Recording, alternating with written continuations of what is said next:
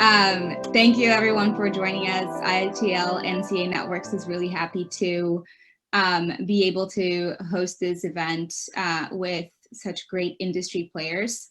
I am Julia Valladao. I'm the Director of Professional Development here with ITLNCA Networks. And today I have with us Eowynne Noble. She is a Senior Director of Professional Resources in Fasken's Toronto office. She leads all aspects of recruitment, training, management, and development of Fasken students and associates. She's a co-chair of the Student Department Committee, a vice chair of the Professional Development Committee, and a member of Fasken's National Equity, Diversity, and Inclusion Committee. She joined Fasken as a summer student herself and practiced law in the Labor, Employment, and Human Rights Group as an associate.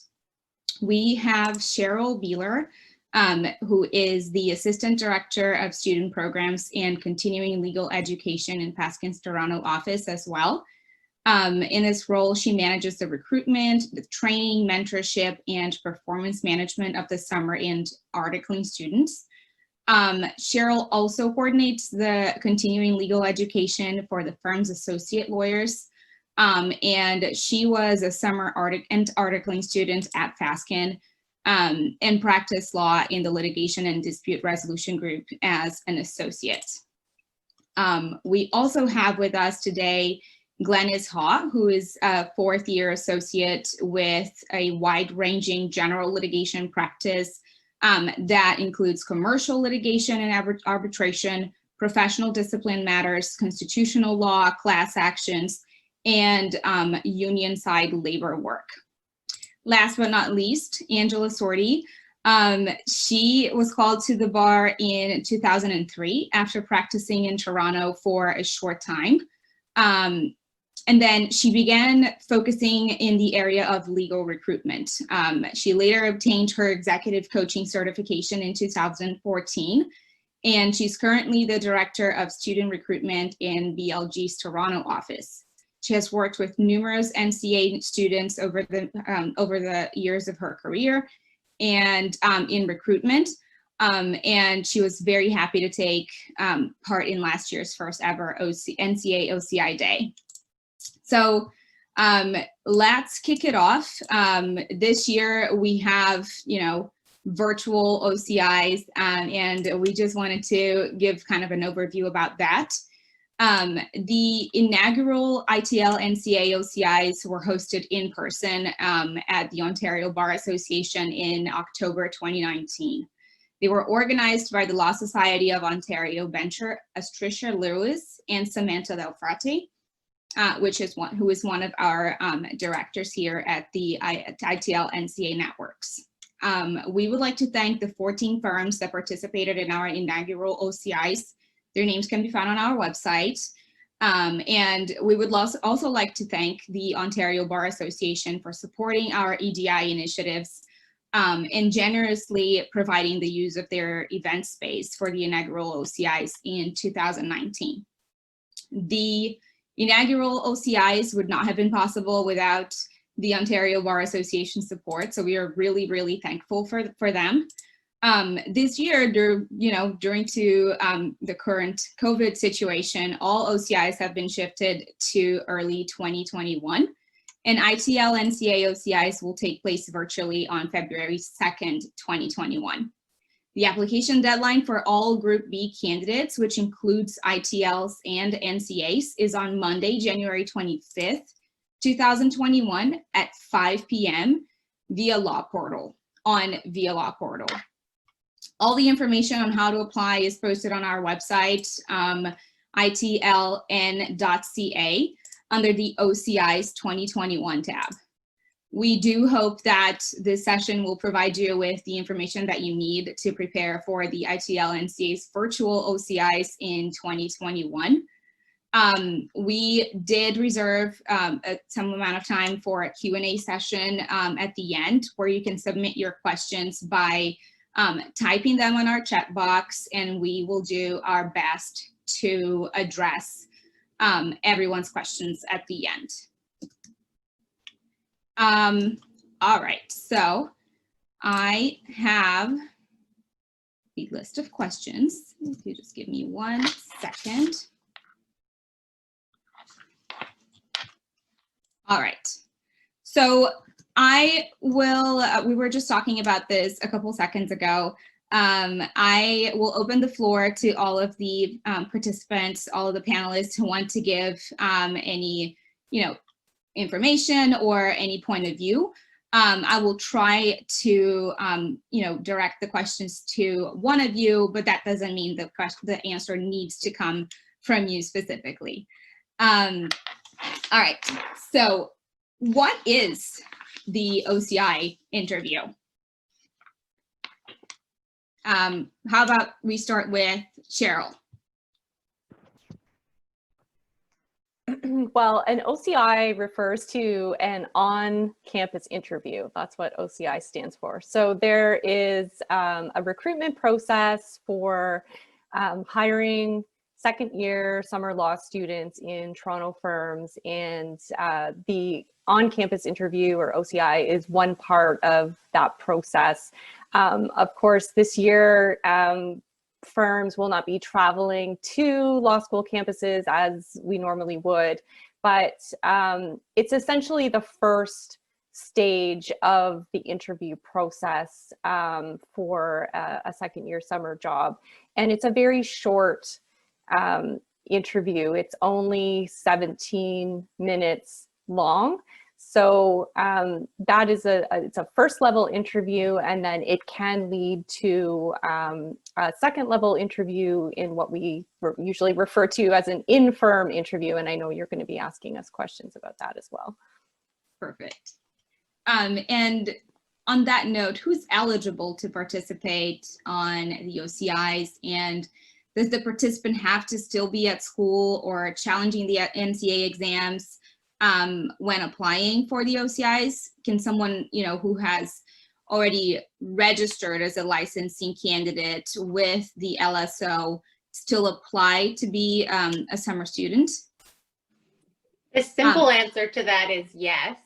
Okay. And so the major sort of cutoff, or the main cutoff, is whether or not you're eligible to article in 2022-2023. So that's sort of the basis in which you should determine whether or not you're eligible to apply. We've had people from different stages apply to the summer student process, and there might be some of you in the audience. It's always hard doing these when you can't see the 200 people that are on the other side. I'm sure Angela and Glynnis and Cheryl and I were talking about this earlier on, but I'm sure there are some of you who have already started the NCA process, or have completed your NCAs and are trying to determine, are you going to participate in this process, or are you going to go for the articling process? A word sort of advice that I tend to give is, this is the best way to get the largest exposure to the most number of firms, right? So even if you decide ultimately that you'll try again for articles in the next articling recruit, or you weren't successful in this articling recruit, this process is a good process because it gives you access to so many different employers. Angela, you wanted to jump in, right?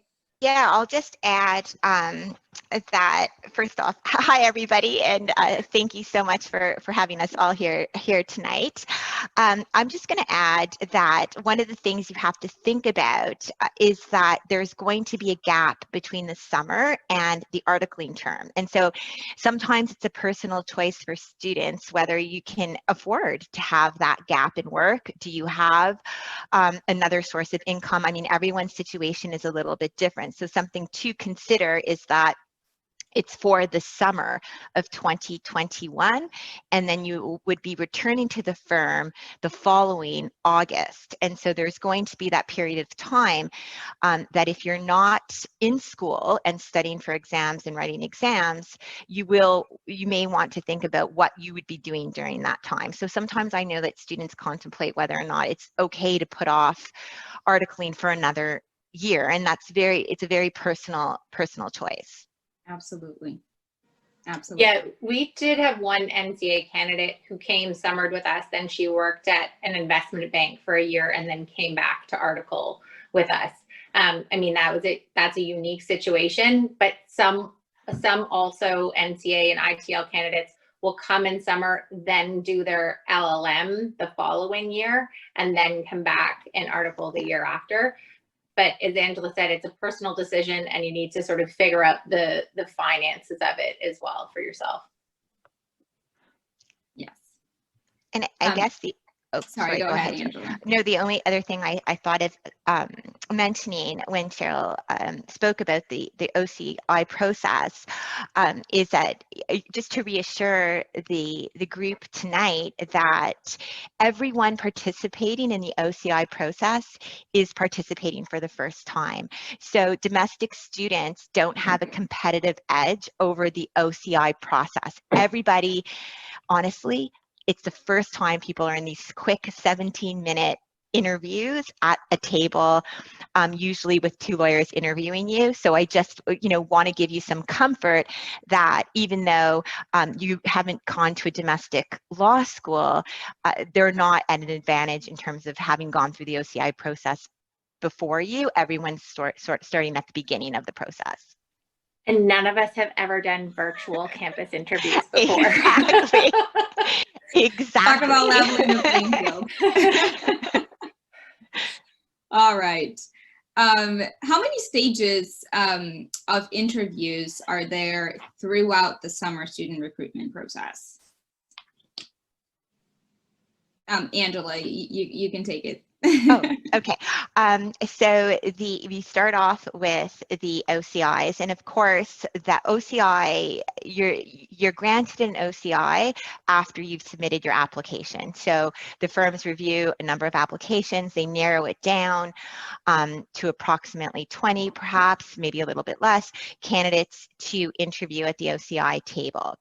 And if you're successful and have a great OCI, then you're invited to participate, as Cheryl said, to the infirm process, which happens now. It will happen a couple weeks later. Mm-hmm. And that would be the second stage of the process. The infirm process happens over usually 2 full days. And the third day, there may be additional interviews or coffee chats or something like that, but that third day is when you would expect an offer. So when you're invited infirm, you're often invited for an infirm interview, and that varies depending on the firm. Some firms you may meet 2 lawyers, some firms you may meet 4. It may be 2 short interviews back to back at the firm. It may be 1 longer interview. I think that's very particular to the style that the firm prefers, and that would be the first day. And quite often, and again, this is not the case across the board, there's a number of different firms with their own process, but BLG, for example, and I think at Fasken's as well, and at Roland, you're invited the second day for second round interviews, second round infirm interviews. And that's another day where you're hopefully going to meet more lawyers that work at the firm, and they'll continue the assessment process that second day. And sometimes you're invited back the next day. But more often than not, I think that by the end of the second day, you'll have a good idea that things have gone well. And hopefully that third day, you will be receiving an offer from the firms. It's the day we all look for. Glynnis, could you give us a little bit more information on how long the OCI interview? I know you guys mentioned 17 minutes. Is that a stop talking and hands off, or can we wrap up the conversation? Who is in control of that time, and what kind of topics you guys cover during the OCI interview? Yeah, so in-person OCIs, yes, it is quite a hard stop.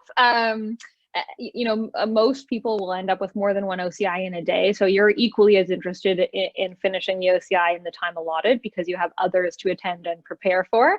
Mm-hmm. Virtually, I think it will be a somewhat similar experience. I've actually just finished an articling recruit today. For some people, because we have some summer students going off to clerk, so we were recruiting some articling students. And it was fairly similar. You know, timelines were a little bit more flexible. Some people had tech issues. You know, some conversations went over a little bit, but for the most part, you should prepare and expect to keep everything within that 17 minutes. And I'd say OCIs are one of two things. They're either focused, you should be prepared to talk about everything that's on your resume and everything that's on your transcript. But you should also be able to talk about yourself as a person. I find that firms really approach OCIs differently. Some are really focused on substantive questions about your work history and your academics, and other firms are really focused on just getting to know you as a person and recognizing that there's only so much you can learn in the 17 minutes, and just seeing if you're someone that they are interested in seeing again. Perfect. And it's interesting that because you touched on the next, 2 or 3 things that we want to ask you. That's right. So perhaps you and Eowynne can kind of share these the questions that are coming. During the 17 minutes, all of that, you mentioned getting ready. So is there a code of what should I wear? How should I behave? How should I prepare? And what is the maximum number of OCI interviews that a candidate should accept? So I'll take the first stab at that. We always say, accept as many OCIs as you're offered, because it really is the best way for you to figure out, what type of firm it is on the other side. Hopefully you've done that prep work. You guys are doing that prep work right now. And so in terms of preparation, it's attend all the panels that are available to you, attend all the firm tours you can, reach out to all the lawyers that you can, right? 17 minutes and then 3 days is not a long period of time to make a decision based on for your career, right? So you're going to want to do as much upfront work and prep work as you possibly can to kind of get a sense of what the firm is or who the firm is. But unless for example, I'll take us, in terms of Paliare versus Fasken, unless for example, you don't want to do management side labor and employment law and you have a master's in industrial relations, or you have foreign experience in labor and employment law that was all union side, then maybe you don't want to accept an OCI from a management side firm. But I would also say you probably don't want to apply to a management side firm if you don't want to accept an OCI from them, right? So your OCI day or your virtual campus interview day, it's going to be packed. And, you're going to want to make sure that you have snacks and everything ready nearby. But I would say just power through that day and get through those OCIs so that you have a sense of all the firms and who they are, and you can compare them to one another. In terms of preparation, you also will want to get a sense, what Glynnis was talking about before, because there is a spectrum of people who are doing behavioral style interviews and people that are just doing, sorry, I say people, but firms that are doing conversational style interviews. Try and get a sense beforehand which firms are doing which type of interviews. So we are doing behavioral style interviews, this year. In past years, we've sort of done a mixed model where, we've had some standard questions that we've asked, but we've really sort of kept it as conversational as possible. From a diversity and inclusion perspective, the research shows that doing behavioral style interviews and asking standard questions, gets at, the most sort of objective type information that you can. So that's why we're moving to them this year. Also in a virtual environment, interviewing virtually, Glynnis, you'll know this if you just completed the articling recruit, it's harder. It's harder on us and it's harder on you guys. So having standardized questions, will be easier. That being said, in terms of that being a virtual interview, I would say you prepare for a virtual interview the same way you would prepare for an in-person interview. So, wear a suit if you have a suit, or dress business casual if you can, or at least from the waist up. I never, ask people to stand up in their interviews, so we won't know. But, do that. come to these panels, reach out, have the conversations, and then try and figure out what style of interview you're going to be walking into. And then I always say, make sure you have a story and skills attached to each experience on your resume that you want to convey over the course of the interview. So even if it's a conversational interview, here's it's not really a secret, but here's what happens. We still, no matter if the firm is doing a conversational based interview or a structured interview, you're still evaluating the candidate at the end of the day, right? And so you as a candidate still want to make sure that at the end of the interview, I know that, you know, you have leadership skills, that you've taken initiative, you know, that you like working as a team member. All those things that you would have conveyed to me in a structural interview, you probably also want to convey in a conversational interview. And so if you have a story attached to each experience on your resume and then skills identified with that, you'll be able to sort of go to those when someone brings up, you know, so tell me about a time when, or you worked at, you know, you have this past international experience where you worked at a firm for 5 years. Tell me about that, right? You just want to make sure that you have that answer and that story that you can go to. Absolutely. I feel like this is a topic that other panelists might want to add to.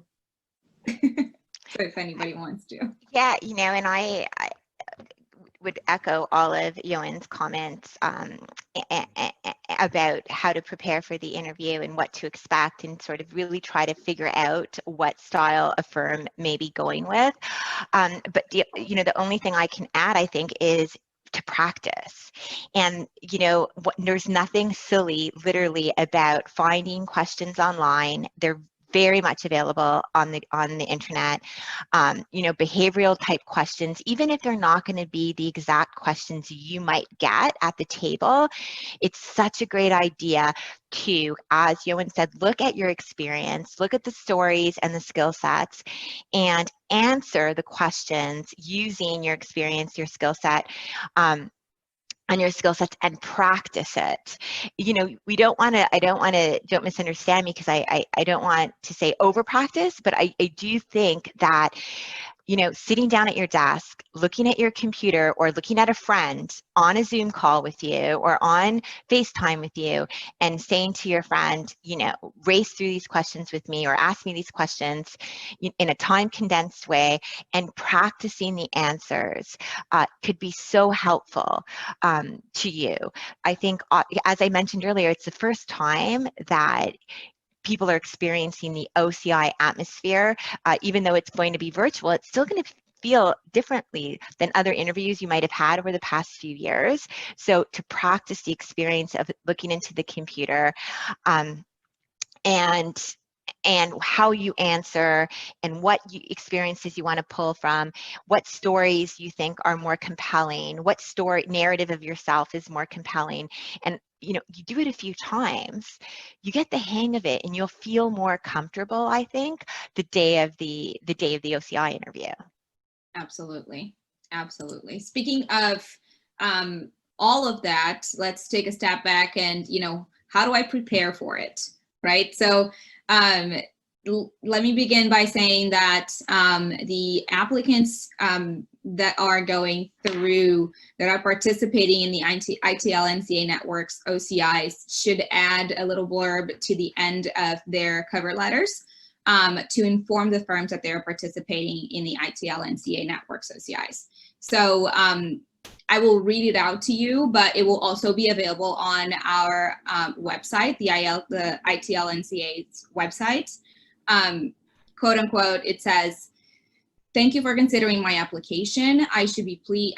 Would be pleased to be invited to an ITLNCA on-campus interview on February 2nd, 2020. To schedule an interview, please contact the ITLNCA Networks OCI Committee at oci@itln.ca. So like I said, that will be available on our website. No need to rush to write it down, or, you know, go back to the recording. You can just access it on itlncn.ca. So in terms of the resume tips, you know, preparing the OCI application, what are some do's and don'ts, and what sort of things are recruiters and law firms looking for on a resume or cover letter? Keeping in mind that people want to make sure that their application stands out. What should I do? What shouldn't I do when going through that process? Cheryl, if you want to kick us off. Sure, glad to. So there are lots of tips that we can give about your application as a whole. I would start off by saying, this is going to be the first, piece of written work that you are submitting to the firm. And you want to make sure that your cover letter and your resume are very polished, very professional, formatted nicely. You want to make sure that your resume or your CV generally would be no more than 2 pages, we would say. So make sure it's 2 pages and that you have a 1-page cover letter that is impeccable in terms of its presentation.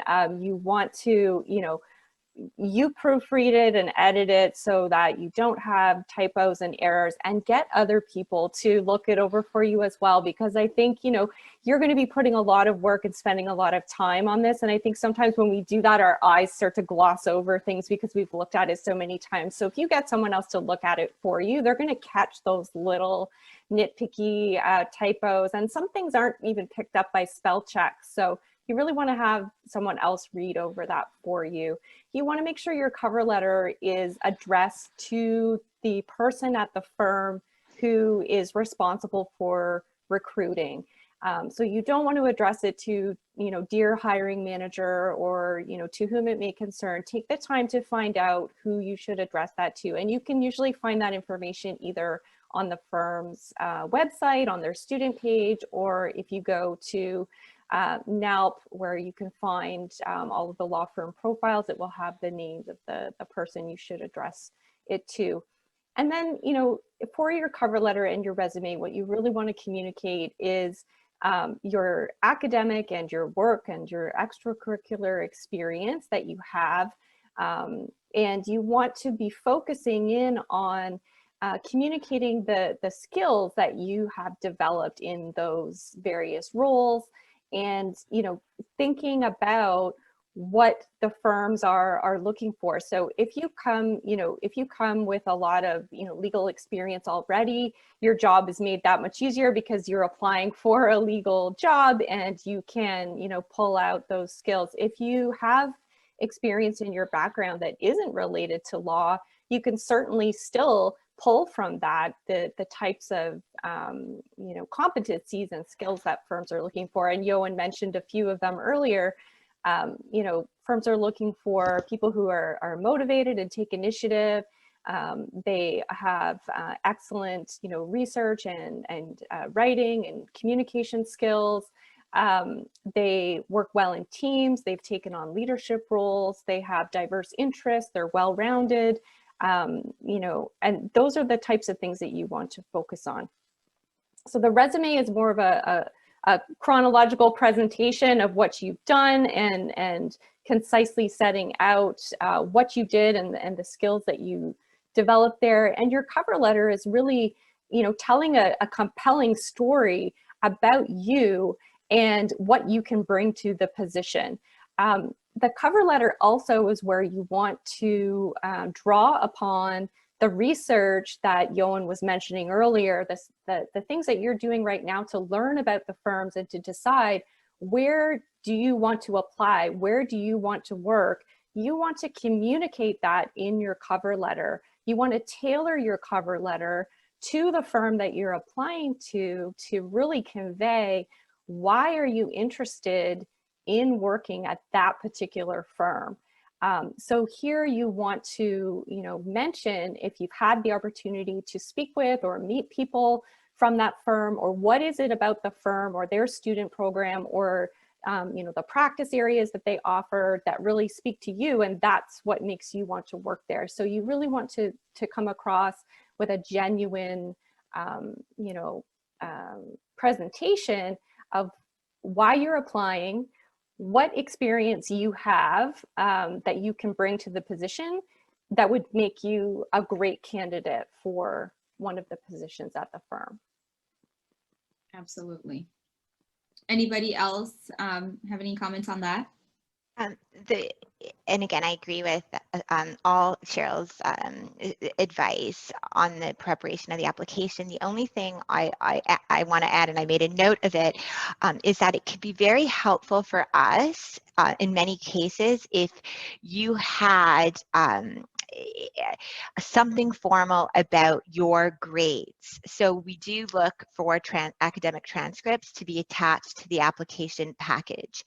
And often, some of the law schools in other countries have different marking schemes. Grades mean different things than they might mean domestically. And often I've seen students attach a table that outlines what grades mean, what different words might mean on the transcript. And I think we as recruiters find it really helpful to get a sense of what certain things mean that we might not be familiar with. So I do want to add that would be extremely helpful. And for many of you, you may have, while you've been preparing for your NCA exams, or perhaps it's been a few years that you've found yourself here in Toronto in Canada, if you have any really relevant reference letters. So if you have a full-time job right now while you're studying, and you might have a great reference letter from an employer, I just want to add that I think those are also very important, and that the reference letters, sort of do your best to get reference letters from folks that really do know you and can speak to your domestic experience and your skill sets. Like, really it's sort of impactful. Don't get me wrong, they don't have to be huge and lengthy and go on, but something quite personal from a current employer, or a professor, perhaps one of the professors you've studied with during your NCA, or if you're coming in with your master's from one of the schools, that's always quite helpful. Perfect. Definitely interesting to see how, the other side is looking at the application, so to speak. And I think that's very helpful for all of the applicants that are trying to put together their application packages. Oh, I have one more thing. Sorry. One more thing. I also think if you don't have a chance to do this, and perhaps this is something that's being provided for you as part of this process, but it's super helpful to get your hands on what a domestic resume looks like. I know that Cheryl mentioned a cover letter, a resume. We really do work with like a single page, as Cheryl said, cover letter, 2-page CV, but the style of it can be quite nuanced as well. So if you have friends who are going through the process, or you can access some good examples of some templates, I find it quite helpful.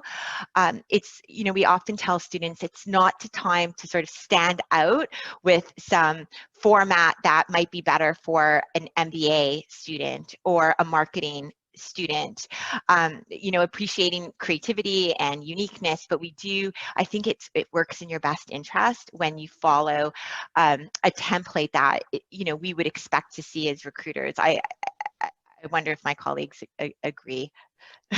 No, completely. The thing I always say is that if you are going to try and do something unique or creative, make sure you have all those family members review it, and then also try and get 3 practicing lawyers at some of the firms that you're interested in, read it and see what they think. And if you're going to do something interesting or creative, you need to knock it out of the park. I am neither interesting nor creative, so I stuck with the standard format for my application, and that's what most people want to do. And also, if you're going to be, as Angela said, if you're going to be submitting multiple applications, you can have one template that you operate from, and then just make sure that you tailor it to each firm. We all want to feel special. And as Cheryl said, you want to make sure in your first paragraph to explain why you're applying to BLG, why you're applying to Fasken, why you're applying to Paliare Roland. And there should be different reasons why you're applying to each. So you want to tailor it for each application, but you can have sort of a standard template that you're using for your cover letter that then you tweak for each application. And on that topic, we do here at ITLNCA Networks, we do have a session on how to prepare your resume, how to prepare your cover letter. It's all available on our website as well. Our very own Michael Tam, gave us very detailed information on how to do that. So you can check it out on our website as well.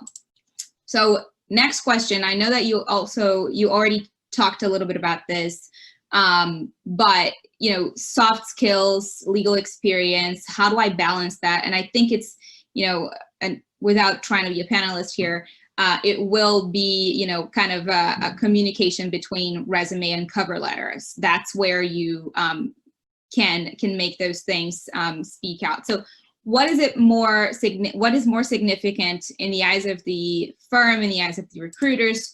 Do I, emphasize my soft skills? Do I emphasize my legal experience? And, you already gave us a little bit of information on what you guys are going to be looking for in terms of format and, the cover letter itself, the interest. Is there anything else that the hiring committee, and not just necessarily just the recruiters, are going to be looking for? The firm as a whole are going to be looking for on that application. Keeping in mind, that we also know that, we heard that, recruiters only look at cover letters for approximately 7 seconds. I'm not sure if that's correct. We all want to know where you heard that from, because none of us have ever looked at a cover letter for 7 seconds. I think my job would be much easier if it only took 7 seconds to look at a cover letter. I think I remember, if I'm being totally honest, about 10 years ago or 15 years ago, I'm so dating myself, that was a bit of the advice. They used to be, I think, more quickly looked over in the application process. But as we've become more focused on the whole candidate versus just academic experience or just legal experience, as the firms and the industry has focused on seeing the candidate in a more holistic way, I think greater emphasis has now been put on the cover letter over the past several years. So to answer your question, Julia, I don't think I can say, and I'm hoping that my colleagues agree, like, I wouldn't say one piece of it is more important than the next piece of your application package. As Cheryl said, like, they all sort of work together to create a narrative of who you are as a candidate, and we really do our best to look at that in a very holistic way, trying to strike a balance between your soft skills, your experience, your academic experience, your professional experience.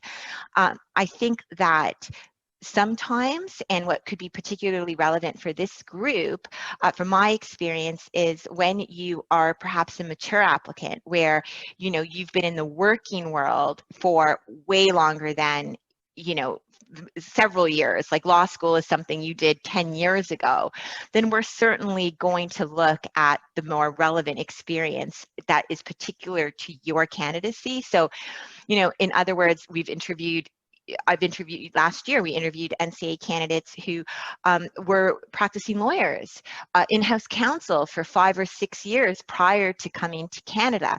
So from our perspective, that 5 and 6 years of experience at a organization is going to be weighted more heavily than, what your grades were back in law school 7 years ago, type of thing. So I do think it's a bit nuanced depending on your age and stage. However, the goal really is to look at the package in a holistic way, and as Cheryl said, as a narrative of the candidate. And sorry, go ahead. I was going to say, I also think that in terms of presentation of soft skills versus legal skills, that's a determination that you need to make based on what Angela said, right? If you have a 10-year legal career or 5-year legal career behind you, that's something that is going to be a value add to our firms, right? That is something that actually gives you a competitive advantage over, candidates that are, coming out just from law school or have only ever had, summer positions. On the flip side of that, if you've only ever had a summer position, then that's like, we look at that as well. And that's where you should also think about transferable skills, right? Some people will say to me, well, I've only ever, worked in the service industry before. Well, a huge part of this job is customer service. We are in a client service focused business. And so those skills are actually directly relevant to practicing law. And so it would be that explanation in your cover letter. It's all about your pitch. Your cover letter is your pitch to us as to why we hire you. And I see your CV and your resume as the evidence that supports that pitch. And so you want to think of all of it as it's all valuable real estate. So don't just, repeat what you have in your CV and your cover letter. You want to say your cover letter is your story. Why should we hire you? And then I can look at your CV and say, oh, wow, look at this experience, look at this evidence. And also know that we have an interview portion as well, right? So that's another place that we're going to judge those soft skills and that we're going to assess those soft skills as well. I just wouldn't want somebody who has, to Angela's point, 5 years of prior legal experience, talking about, their leadership skills or potential that they had when they were in law school or when they were in undergrad. You led a deal team, you've run 5 deals before. That is going to speak volumes to us, right? Absolutely. So the non-legal experiences are also valuable, like you guys mentioned. If you have a legal background, absolutely dig in on that and give you guys, practical information on how you, you ran a deal or how you stood in court and all of that. So I think that's extremely helpful and kind of, making yourself more marketable, so to speak, make yourself stand out for the firms is very, very important, and not, making a cover letter that doesn't bore the recruiters or lose the recruiters' attention, so to speak. The other thing I'll add, and then I'm going to be quiet for a little while because I'm realizing my airtime here, but all of you have a competitive advantage, right? You are, if you're an internationally trained lawyer or you're going through the NCA process, you are showing how resilient you are. And this profession requires an insane amount of resilience. And so use that as your competitive advantage. I think that, many of the internationally trained lawyers I speak to or the NCA candidates will always say, I know that I'm fighting an uphill battle here. I know that it's going to be harder for me than it is for domestically trained lawyers. And you're right, in terms of access to resources and access to the firms, they've had more access to us. But one thing that you have over all of them is that you definitely, are fighters and you definitely are resilient. So focus on that in your cover letter, focus on that in your interviews, because I really do think it is something that makes you guys stand out. Angela, you were going to add something? Yeah, I keep moving my mic up and down so that you don't get any background noise here at my house. And this is such an excellent platform for all of you. Keep in mind that the participating firms are participating in this OCI day with the hopes of recruiting talent from this group. And that is, because we already know, as Eowynne said, the sort of some of the core values that we're going to get from this group of students. Like, we've interviewed them in the past, we've met with them, but this platform has really sort of streamlined the process for you, and the participating firms are all in it with really the hopes of recruiting talent from this group. Absolutely. A slight change in direction, a little bit outside of the cover letter and resume. If the firm doesn't require references, how many references should the applicants get for their applications? Glynnis, if you would like to take that one. Yeah, I'll couch my answer in that I am not a recruitment professional. I am just a lawyer who participates in recruitment. So the rest of the panel can correct me. Yeah, I would say limit it to maybe 2 or 3. I don't know if other people have different thoughts, but you know, references are always good, right? Like I've read one bad reference letter in my life, and I was astounded, of course, that the person submitted it because I thought that was kind of bold. But by definition, reference letters are positive. So there's always, to me, a kind of a limited utility to some degree. It helps, I think, getting an insight into your experience, into your skills, into what your interests are and where you spend your time. But I don't think you need to overwhelm the recruitment process with a ton of them. Pick your best 1, 2, or 3, and I would leave it at that. Okay. And is it acceptable to bring, reference letters from, employers who are from our, the non-legal jobs, so to speak, outside of the legal career? Is that okay? Absolutely. Yeah, I think that's huge. I think there's so much about non-legal jobs that is transferable to a legal position. Mm-hmm. And I'll echo, I think Eowynne said it earlier, most Canadian applicants for these jobs, I don't know what the percentage would be, but absolutely the predominant number of people applying for these jobs have no legal experience. Most of them are in their second year of law school. They've maybe done some volunteer work or some research, but they have no real substantive legal experience.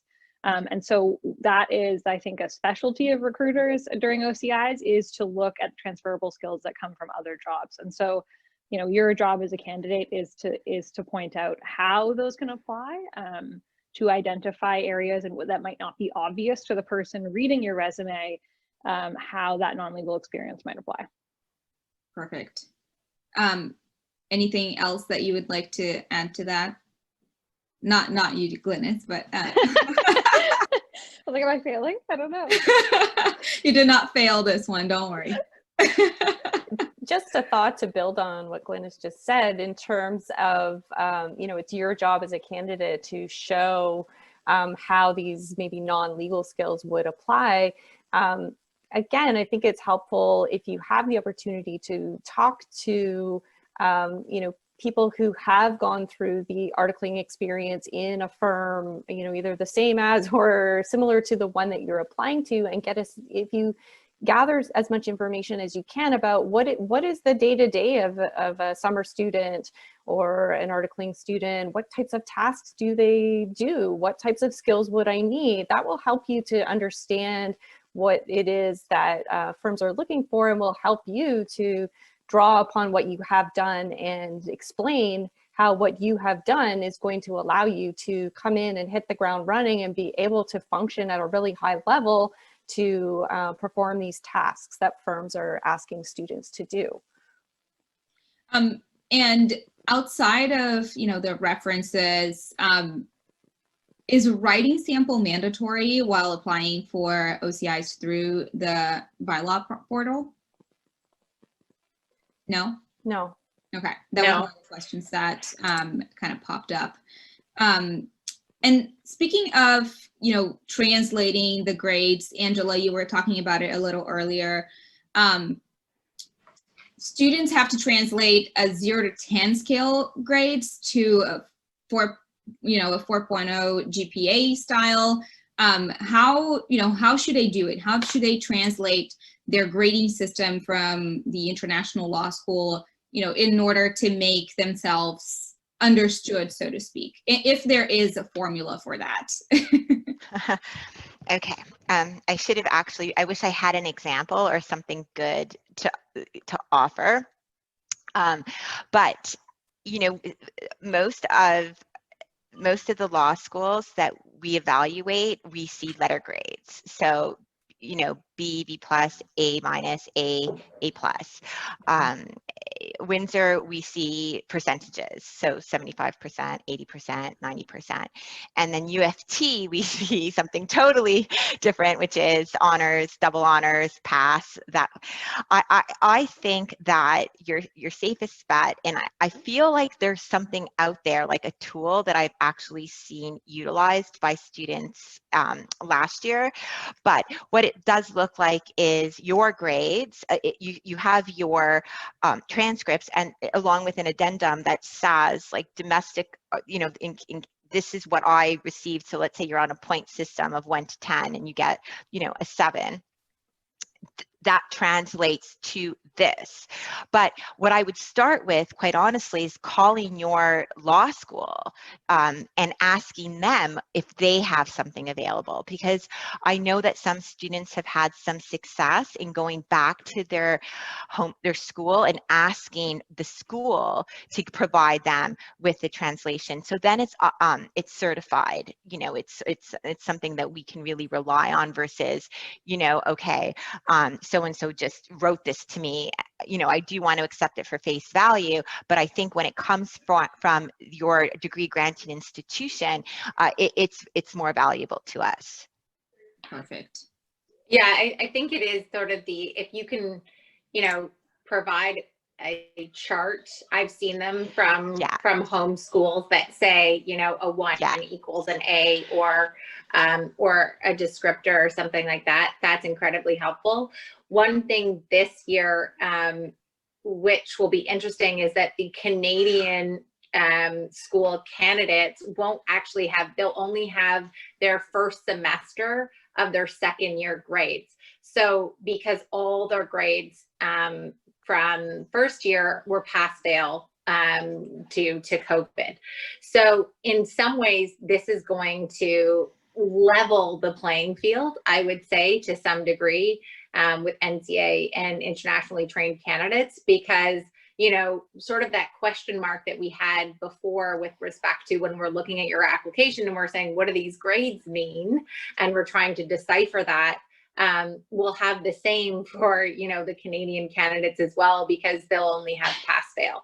But to Angela's point, for sure, if you can help us, figure out what those grades mean in a Canadian context, that is insanely helpful. I think through the entire application, what you want to be thinking about is your target audience. Just like, when you're a lawyer and you're crafting, an application to the court, you're thinking about your audience. You want to make our jobs easy, and so that we don't have to try and figure out or decipher anything in your application.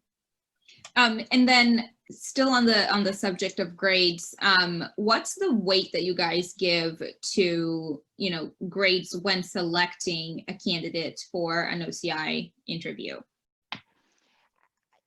I think it's fair to say that we want to see strong academic performance.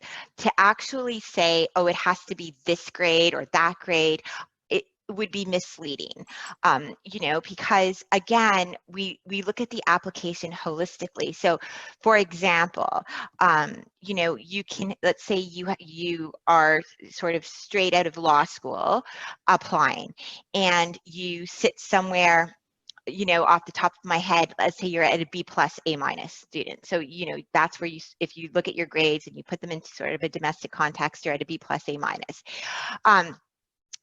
Solid grades. Let's say it's all Bs, solid grades. But then, we would look at that application and say, okay, this is a strong student. What else has this student done? What else is this candidate bringing to the table? If you've never had a job and you haven't had to work in the summer, and you don't have a part-time job and you have no extracurricular activities to talk about, and your personal story isn't very compelling, let's just say, then maybe we're going to have to focus a little bit more on those grades, because you haven't given us anything else to sort of go on. But what we want to really see are dynamic applications, and please don't misunderstand what I mean by dynamic. We referred to earlier folks who have had 5 years of in-house corporate experience working on deals.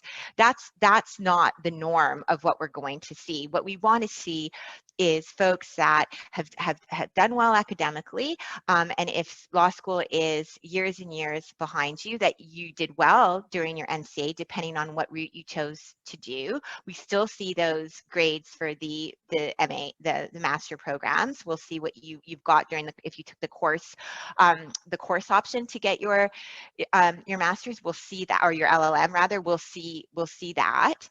But we also we will take a really good look at, again, what your story is. And it doesn't mean, a glamorous job, but a competitive position, whether it's law, whether it's not law, or, we've had applications in the past, for example, from women who practiced in their home countries for a few years, took time off came to Canada, took some time off to raise small children while they were completing their NCAs. And, some candidates might think, well, I don't want to, I've had, students ask me, can I say that I took some time off, when I came to Canada to raise my family here while I was completing my NCAs? Is that okay to write about? And my answer would be absolutely, right? So I think one of the most important things to take away from this is that every application is different. What we always want is authenticity in this narrative that the candidate communicates to us. And then we look, of course, we have markers. We want to see a strong academic experience, like to see interesting and compelling work experience or extracurricular experience, but always authentic. And we know that every application is different, so don't get too fussed about what you think we're expecting to see, because you can't go back and change your journey. All you can do is tell your story in the most compelling and professional way possible. All right. Yeah, and I would agree with that. And we look at the applications in the same way at Fasken. There are firms that have grade cutoffs. And so, you can ask either the student directors or someone on the student committee at those firms, because there are firms that, they use that as their objective metric. Not sure exactly what they're going to do this year with the pass-fail system, but there are firms that do have a formula that they use. But like BLG, Fasken does look at at the holistic application, and we always say, people say, what type of candidate, and we can list out the competencies that we're looking for, but there's no cookie cutter candidate that we're looking for, right? Just like Angela said, we're looking for a group of people who can work together as a team, and we see value in diversity of experiences and perspectives. And so, yes, for sure, you need strong academics, but there's no easy formula for us to say, okay, this is an application we'll look at, and this isn't an application that we're going to look at. Glynnis, is it the same for you? Yeah, I agree. That there's I'm sure somewhat of a floor on grades, but I always say to people like this, like once you're kind of above that threshold, there are lots of candidates who are above a B average. So how do you distinguish yourself from those people? It's really about looking, and BLG and Fasken are somewhat larger places than our firm is. We're a firm of only 40 lawyers. Like, you're going to work closely with those people. And you want to hire people that you are confident in their skills and their abilities, and also that they're people you would like to work with and think you will support you and you can rely upon. And so it sounds very cliche, but it is really about trying to understand the person that is applying, once you're kind of past that very basic grades question, I think. Absolutely. All right, we are off to the interview. And, interview prep tips during the interview. So let's talk about how, we talked about rehearsing and having a friend or a family talk to us on, on camera, going through the questions. That is, the number one tip, I think, that we should all do, practice before we get there. Should candidates come prepared with interviews, with questions for the interviewers? And what kind of questions should they be asking? What kind of questions stand out for recruiters? And if Cheryl, you want to take that one, that'd be great. Sure. The short answer is yes. You should absolutely come prepared to ask your own questions. You certainly don't want to be in a position where you get to the end of an interview and your interviewers say, oh, well, we've been asking you all these questions. What can we tell you about our firm or our student program? And you say, oh, I think I'm good. And don't ask anything. That doesn't really convey interest in the firm. So certainly you want to come prepared, and you want to have those questions and make sure that they're questions that you genuinely want the answers to. I think that, we've, as interviewers, we probably all had that experience where you feel like someone's asking a question just because they feel like they're supposed to, and there's no, genuine interest behind it. So think about what is it that you still would like to find out about the firm or about your interviewers, perhaps, that you genuinely want to know to help you make your decision. Because don't forget, this is you making a decision about where you would like to work. We're interviewing you, but you're also interviewing us and determining if we're the right place for you to work. So ask questions so that you understand about, the student program and what the firm has to offer. You don't just have to ask questions about the student program or the student experience. Ask, longer term kinds of questions looking into the future. If you were to become a summer student at this firm and then go on to article and hopefully become an associate lawyer at this firm, what kinds of things would you want to know about what it's like to have a career as an associate lawyer at the firm? So you can ask questions into the future, and you can also ask questions about your interviewers. Most people are happy to talk about, their practice area, what they do day to day, or perhaps talk about why they decided to work at the firm. Most interviewers are very happy to talk about that. So, I think it's about reflecting beforehand and really sort of knowing who you're going to be interviewing with before you show up and think about what you'd want to ask. And I would also advise, don't ask questions that you could have answered yourself by just looking at the firm's website before you came to the interview. Okay. So you're being given a valuable opportunity to really connect with the interviewers and find out some valuable information. Don't use that opportunity to ask a really basic question that is readily available by just looking at the student page on their website beforehand, because presumably you've already done that either before you applied or before you came to the interview. I see a lot of panelists have unmuted themselves, so I feel like this could be a topic. People want to jump in?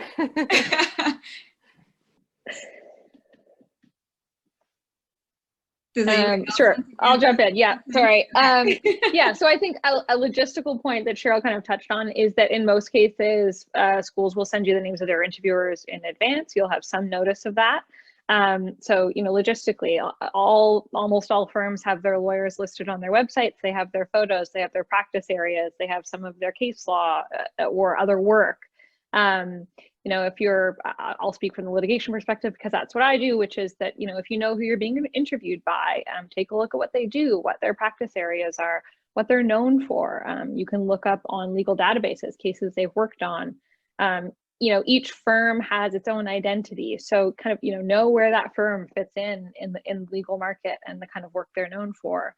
Each firm will have a few kind of landmark cases or projects or deals that they kind of known for, and they're probably usually eager to talk about during an interview. I think it's very valuable, like everyone has mentioned, to show that you have a genuine interest in the place you're interviewing, and do that by doing a little bit of homework.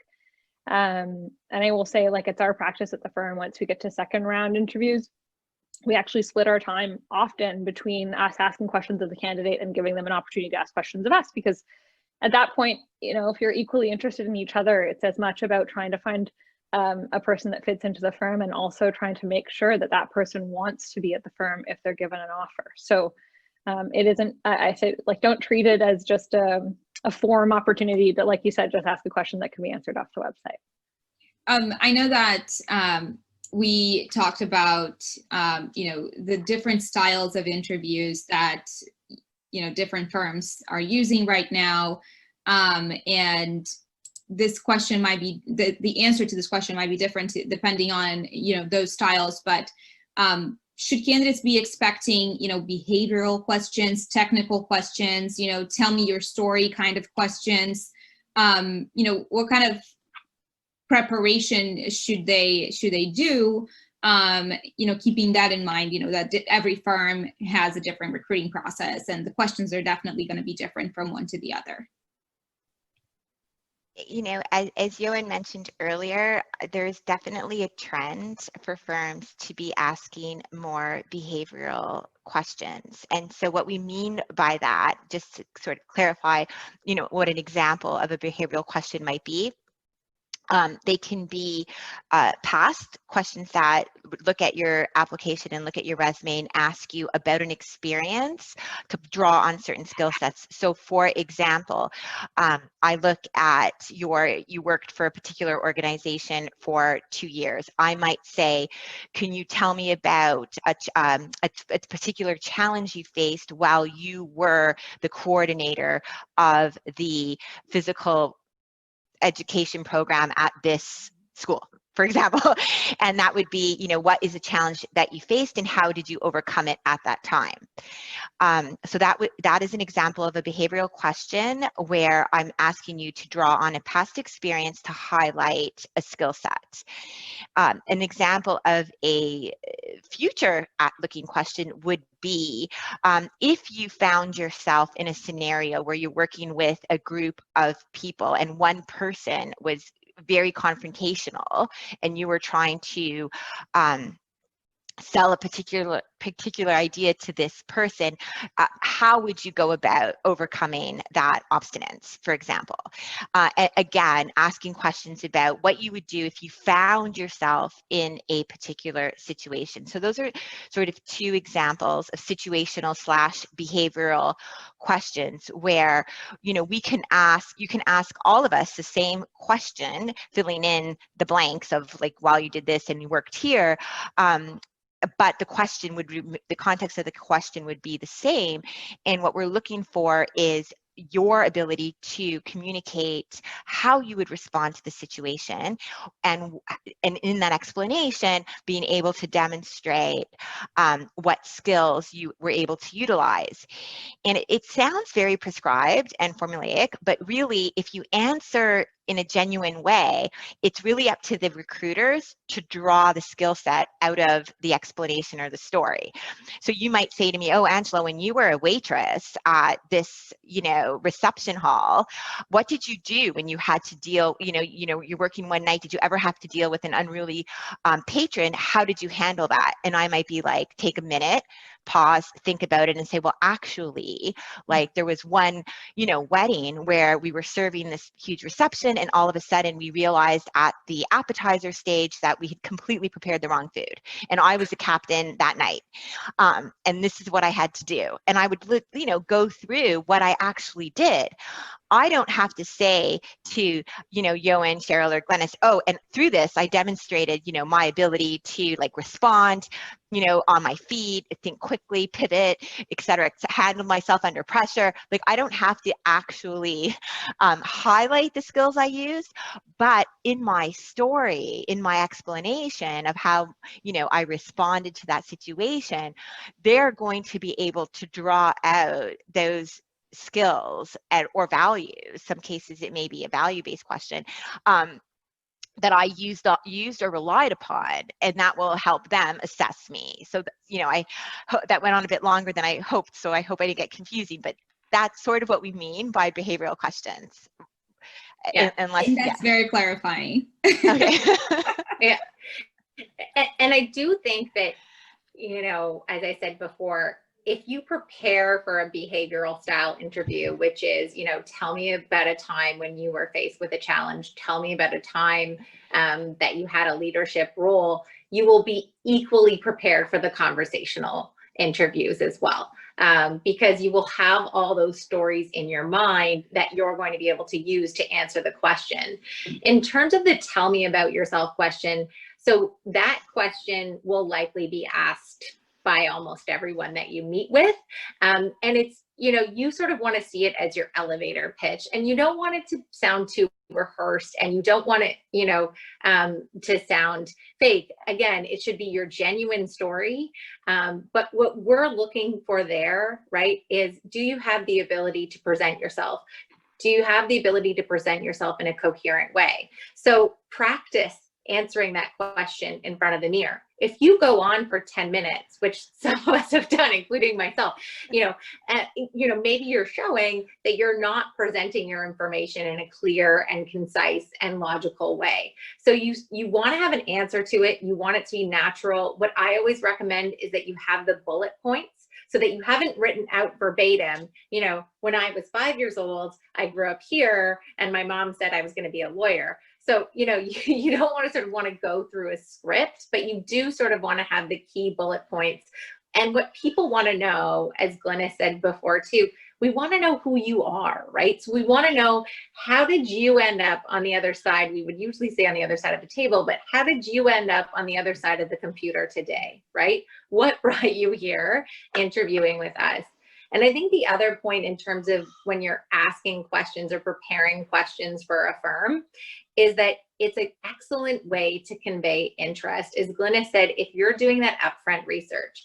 So, you know, I work in the professional development group at Fasken now. I practiced as a lawyer at Fasken before. You know, Angela, you know, was a lawyer as well. So also make sure, and, you know, as with Cheryl, also make sure that you know who your interviewers are, you know what their experience is. We've been throwing around this term recruiter, and the only reason I'm just going to make a distinction here is that most law firms that have professional development departments, their PD professionals are also lawyers, and they work with the team of practicing lawyers to determine who the applicants are. So it's not like you pass through the recruiter phase and then you move into, you know, the lawyer decision phase or something like that. We're all working together as a team. And some of the smaller firms like Paliare, or even the mid-sized firms, it's the lawyers themselves that are making the decisions.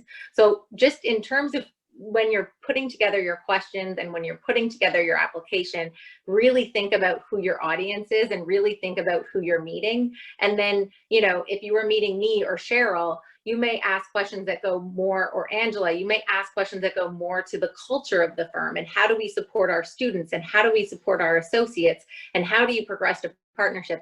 Those types of questions versus, you know, okay, so you worked on this really interesting case, tell me about that. Just because you have somebody who might not be a practicing lawyer across from you doesn't mean that there aren't questions that you can ask them that's going to help inform your decision and also convey your interest. Perfect. And then I guess the next question would be kind of the secret ingredient to the sauce. But how do you guys decide, you know, who to bring back for the infirm stage? You know, how do you decide who the best candidate is, or who are the top 5, or, you know, how do you make that decision? And Glynnis, if you wanna start with that one. Yeah, that's a big question. I'm sure this will vary widely, but you know, I'll answer from kind of the small medium firm perspective. As Eowynne mentioned, you know, we don't have like a recruitment department or anything like that, so it is the lawyers making the decision. You know, we endeavor to have at least one. So there's always a panel of lawyers who attend our OCIs. We endeavor to have at least one lawyer who's consistent on all those panels so that they can kind of keep a perspective, having seen most of or nearly all of the candidates. And then we do it by like a consensus discussion. You know, we are a small place, so we're only hiring 2 to 4 students a year. So it's a, you know, always a mix of grades, personality, experience, you know, what our firm needs are at the moment. I wish I could be more specific than that, but it's very esoteric, I hate to say. Eowynne, you were gonna say something? I was gonna say, you know, it's a really grueling process. and I'm sure Angela and Cheryl will chime in with their personal experiences too. You know, we do have an evaluation that we complete after each virtual campus interview, as we're going to call them, each VCI. We complete an evaluation. We're looking for certain competencies. But at the end, we're usually splitting hairs, right? The majority of applicants that we are interviewing at the VCI or OCI stage are excellent candidates. And then we're just really, saying, we really think that this candidate, scored higher and did better during the interview process than another candidate. Angela, any secrets? Oh, geez, I wish. Like, I'm sitting here thinking it is such a secret sauce. I think it is splitting hairs. And if you talk to all of us offline, we would tell you that there's always more we would bring back to the firm if we could. So once you are granted an OCI, and this goes for interviews that are outside of the OCI process. And I guess this is a good time. I wanted to mention this earlier. This is just like one process.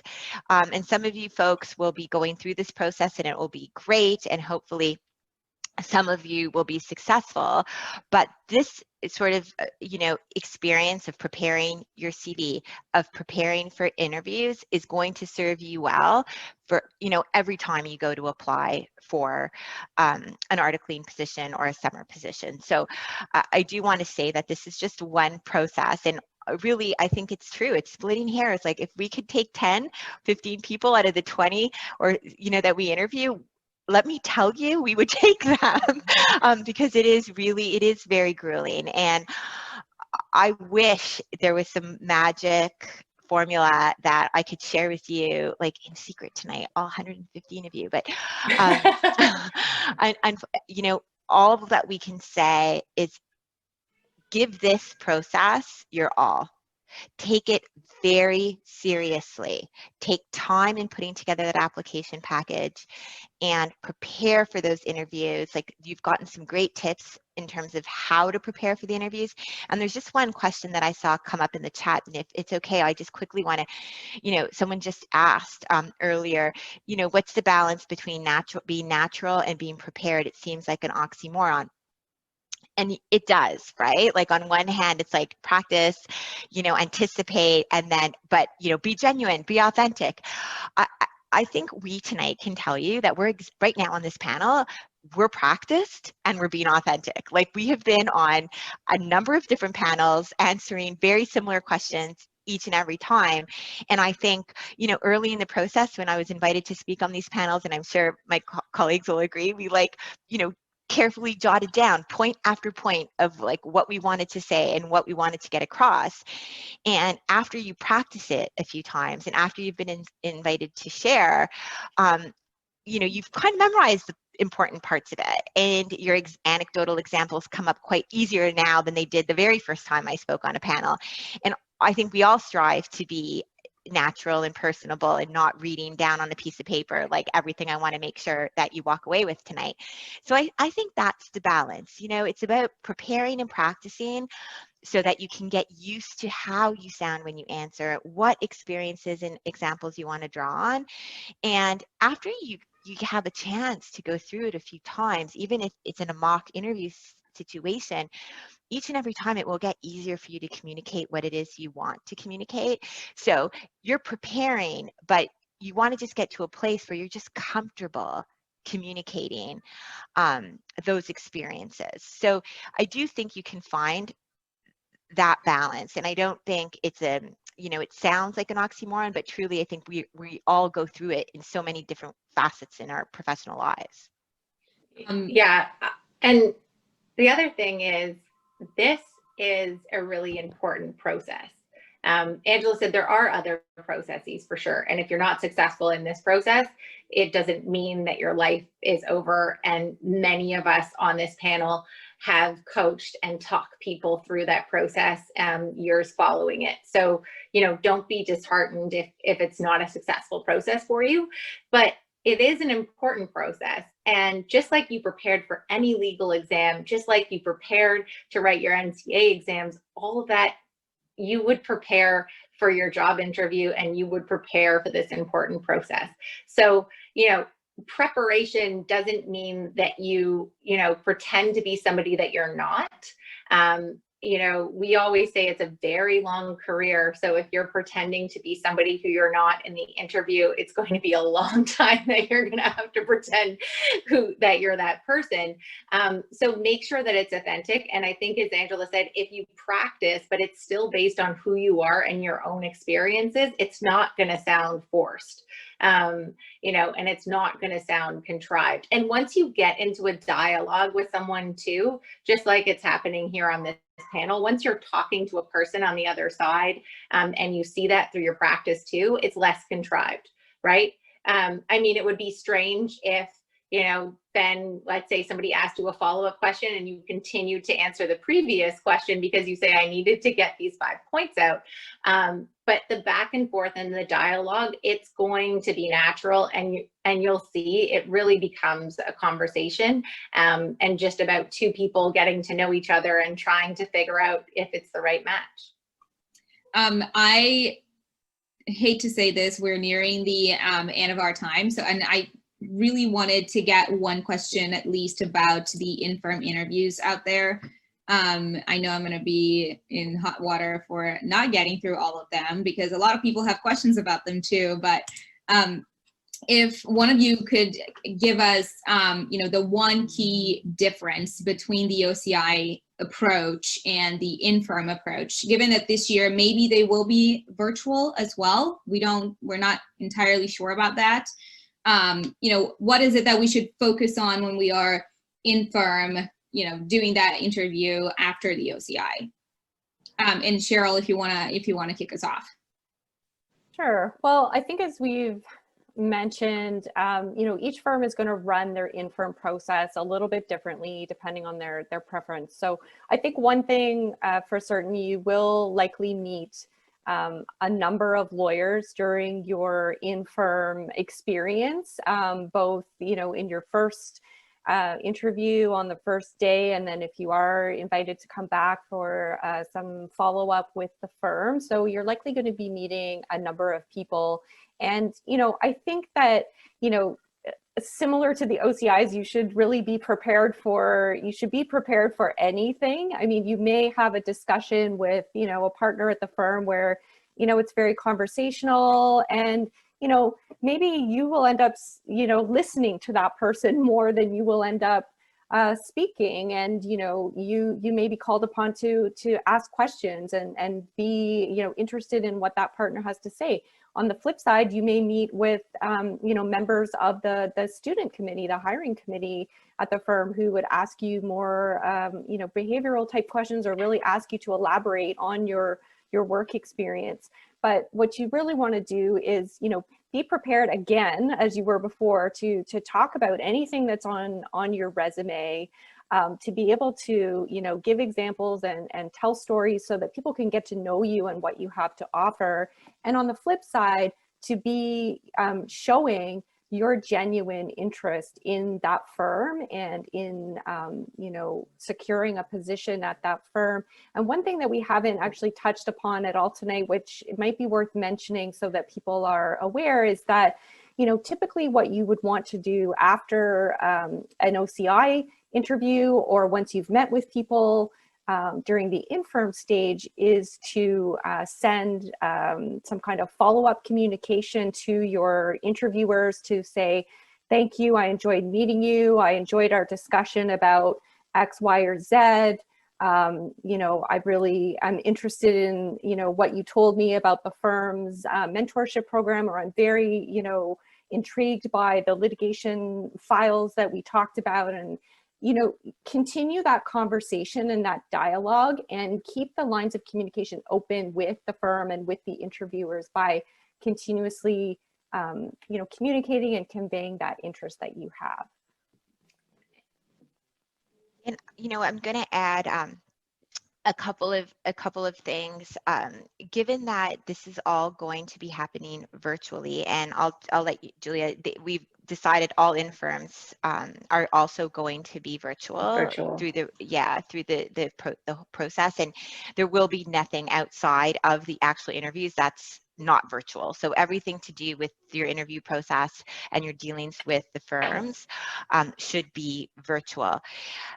So that being said, I think one of the other things that's important to know this year, or through this process, is make sure that you have a computer that works properly, that you have internet that works properly, so that you minimize your risk of glitches. But that being said, I will tell you, we held the WebEx breakfast at the firm this morning on our very own platform with all our very own lawyers and articling students, and it froze and it kicked people off, and it was actually terrible. It lasted for about 10 minutes that the presenter kept getting kicked off and having to re-log in. And so I just also want to stress that this is a new process for all of us, and we are going to be very patient. If there are any technical difficulties, we're going to ask that students also be patient with us. So if things go wrong during your OCI and all of a sudden you freeze and you're out of the loop and now your time is done, and remain calm, and we will remain calm and we will work it out with you. You are not going to lose your chance at an interview because our platform failed or there were technical difficulties. So I just want you to be, do your best to make sure you have high-speed internet, a working computer. But if things do go sideways technically, it will be okay. And the second thing, because we're going to be virtual, you may have to write more. You may have firms that communicate a couple more times through this process via email than they would have in historically. Careful with all those emails. Don't go too quickly. Proofread the emails. Be polite along the way to anyone you get an email from, whether it's a lawyer, a partner, someone's assistant. You want to treat everyone as if they are interviewing you in the moment that you're communicating with the firm.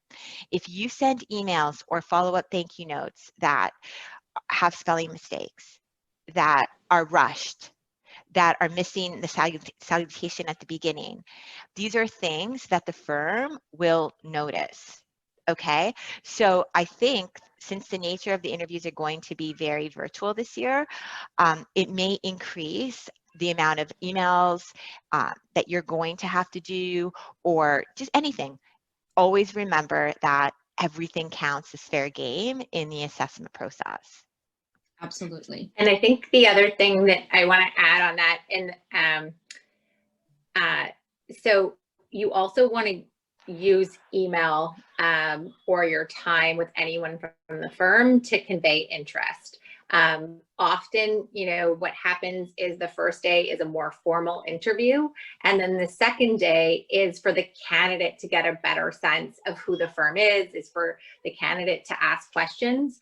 And on the second and third days, you don't have to, but many candidates will start conveying their interest in a firm.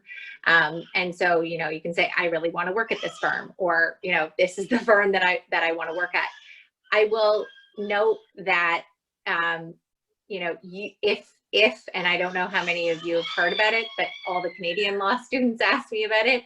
If you say, those are my kids in the background, by the way.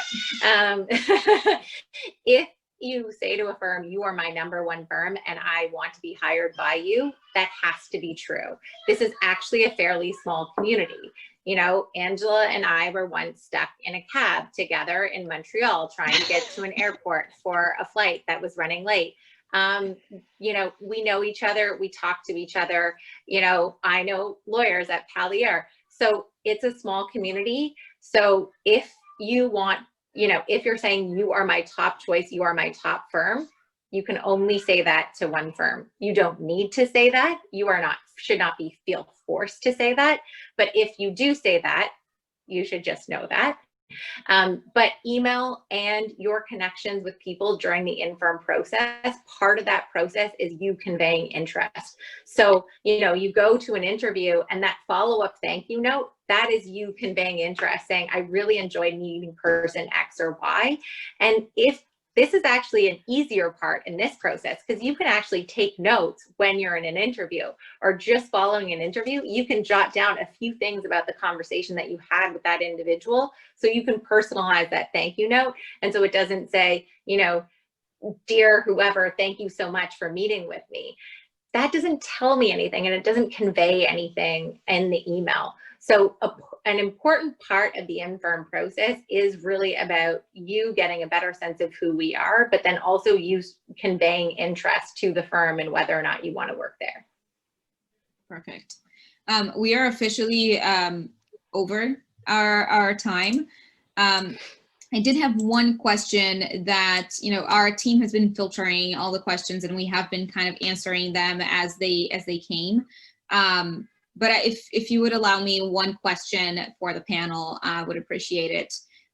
Would you advise keeping answers concise to ensure that the recruiters can cover the you know, all of their base, or you know, in the 17 minutes, or is it better for a candidate to elaborate on strong points and leave it to interviewers to moderate the length of the answer?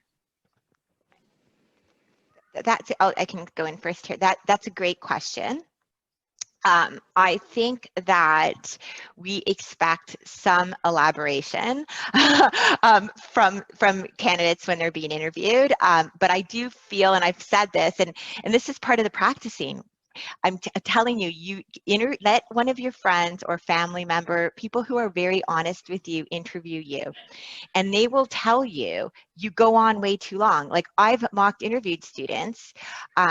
You know, as Eowynne mentioned, we work with students sometimes who aren't successful through the process, and so we'll mock interview them. And I have said repeatedly, okay, you're great, but oh my gosh, that's way too long of an answer. Like, you lost me at hello type of thing. So, I mean, I'm just kidding, but I think the key is you want to answer the question, but what really impresses us is when you say something like, you know, what is something if you look at your, you know, you've written sort of these 2 great papers, is there a particular paper you're most proud of, or something that you're particularly interested in? And the candidate might say, oh, I really enjoyed the paper I did on this, you know, this drug and how it impacted this disease. The thing to do then is to tell me why, because it, et cetera, et cetera, et cetera. Now, I'm not saying you don't go on, and you'll have that gut feeling, hopefully, that tells you when the answer is finished, but you do want to give the, you know, can I tell an example of that would be, or, you know, I'm answering in this way because, or that's interesting that you should ask me that, Eowynne, because, et cetera, et cetera. Don't be afraid to add a little bit to your answer. We love that. But I think, again, practicing your answers with folks who are going to be honest with you, you'll know whether or not you tend to go on, or if you are pretty good at answering questions in a decent amount of time. I don't know, with that, do you guys agree? Yeah.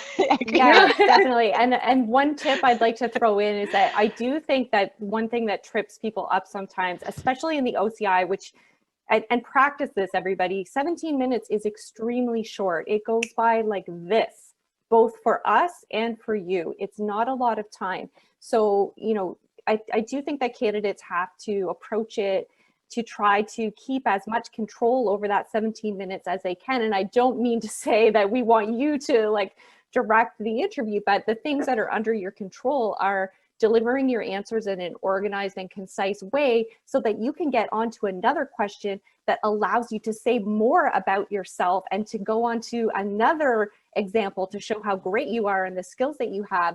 If you spend 13 minutes talking about one experience that you've had and you're only highlighting a couple things, now you've run out of time.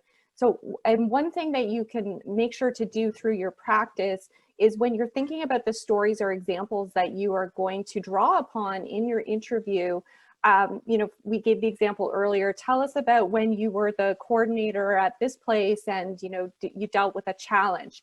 You do not want to spend 10 minutes telling us every detail about the context of the situation and the people who were involved and, you know, how you got into this situation, you have to practice so that you can quickly convey to us what the situation was, and then get on to conveying the skills that you employed to, you know, deal with that challenge if that's the question. Don't spend too much time in the setup to the question, because that just wastes too much of your valuable time. Yeah, and I do think, you know, going back to sort of having the bullet points for each story and challenge will help you focus your answer. And to Cheryl and Angela's point, make sure you're answering the question. One thing that we're all testing for is listening skills. So if I say, you know, tell me about a time when you were challenged, and you say, well, this thing was very challenging, and to Cheryl's point, you explain the entire context, but you give us no response about how you overcame that challenge, you didn't actually answer the question. So really make sure that you're listening to what the question is that's asked, and then make sure you do have sort of those 3 bullet points. I always say 3 because it's 1, an easy number, and 2, that will usually keep your answer concise enough. But again, practice and see how that feels. Unfortunately, I will have to call it the end of our meeting here. I do really appreciate, I can't tell you how much we appreciate you guys joining us. Cheryl, Eowynne, Glynnis, Angela, BLG, Fasken, and Paliare, all of your firms, all of you, thank you so much for joining us.